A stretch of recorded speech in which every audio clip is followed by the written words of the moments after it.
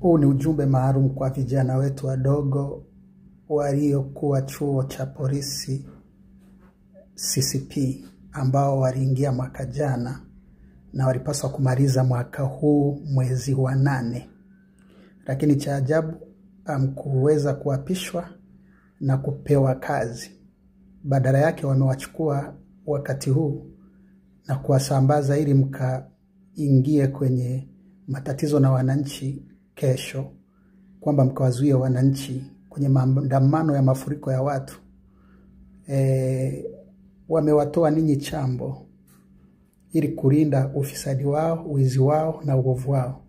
Na wamewaambia kwamba ninyi mkifanikisha zoezi la kuzuia watu ndo mtarudi chuo na mtaapishwa sasa kuwa askari.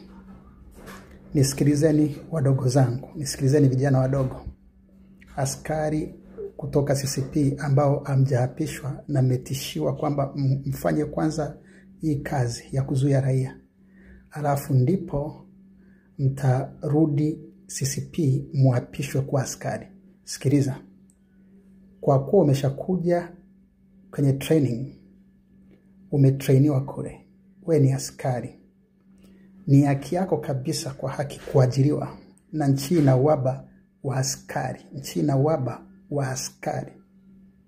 Kwa hiyo kama utafanya nitakayoyaelekeza, kama utajisalimisha kesho, ukiona raia ukajisalimisha, ukajiingiza mikononi mwa raia, ukaweka bunduki au ukaachia bunduki wale wengine, au ukaiweka bunduki chini ukajichanganya na raia, wewe ajira yako ni uhakika.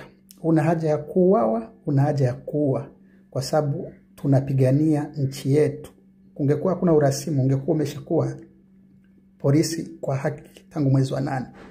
Kwa hiyo usiwe mjinga, usitumike kuuawa na wananchi, kwa sababu wananchi kesho wanakuja maraki ya watu. Wewe una uwezo wa kupambana na watu, ungekuwa na bunduki na risasi zitaisha. Ukija kumpiga mmoja, wa pili, wa tatu, 10 wameshakukamata, unakufa. Sisi hatutaki kuwa askari, especially ninyi wadogo ambao tunajua hamna hatia. Ninyi hamteki watu, ninyi mko kwenye vituo kule, mmetletwa kwa ajili ya kazi za kiovu. Sikiliza, kesho msidiri na watu. Mkiona watu, nawapa akili sasa. Nisikilize, mimi ninajua kinachokwenda kutokea. Kabidhi silaha au weka silaha pembeni, au toa risasi zote, pukutisha risasi zote, yale manini tupa, jichanganye na raia. Kila atakayefanya hilo zoezi na raia wakakushangilia, ukaonekana kazi unayo, umeshapata kazi, na kuhakikishia kesho serikali ya Samia haitakuwa serikali.